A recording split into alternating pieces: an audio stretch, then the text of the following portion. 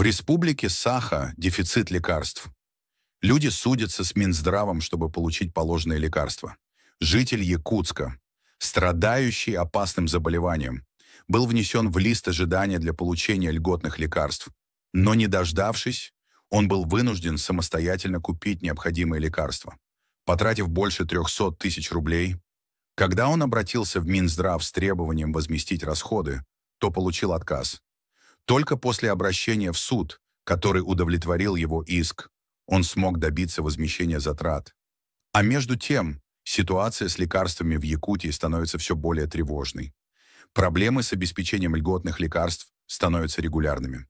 В социальных сетях и на форумах появляются жалобы от жителей Якутии, больных диабетом второго типа и артритом, на то, что в поликлиниках города с декабря месяца отсутствуют необходимые препараты.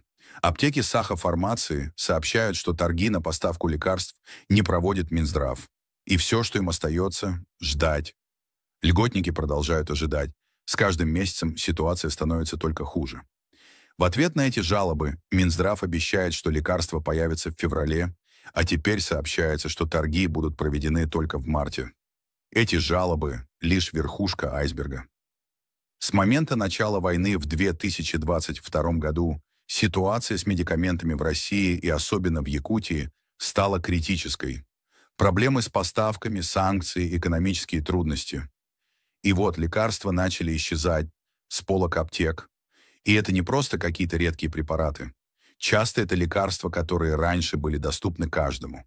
Например, простые антибиотики, жаропонижающие средства.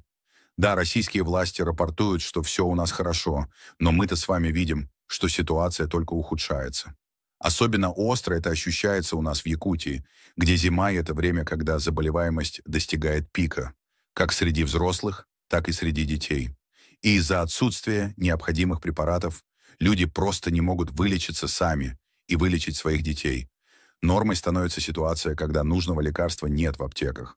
Люди, не имея возможности купить нужное, начинают искать его через интернет, у знакомых или переплачивать в частных аптеках.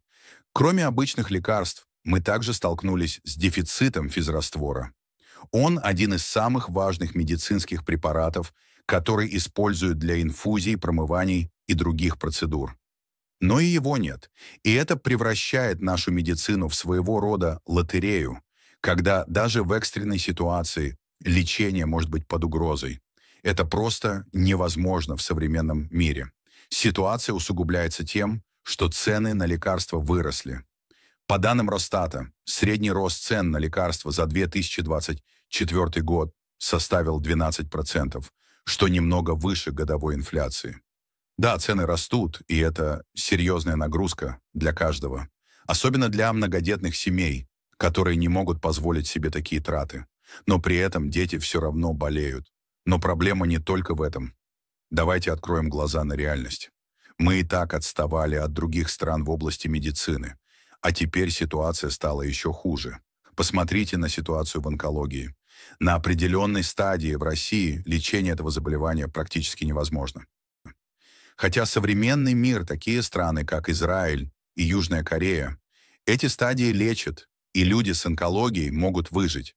Все потому, что у нас нет современных методов лечения, нет тех препаратов, которые доступны в других странах. Наши больные раком вынуждены ехать за границу, чтобы спасти свою жизнь. Или, по крайней мере, в Москву, потому что там медицина в разы лучше, чем в Якутске. Что нас ждет в 2025 году? Если мы не начнем требовать от власти реальных действий, то дефицит лекарств будет продолжаться, цены на медикаменты будут расти, а доступность для простого человека будет все более ограниченной. Простой народ снова останется без помощи, пока богатые смогут позволить себе лечение. Это абсолютно недопустимо.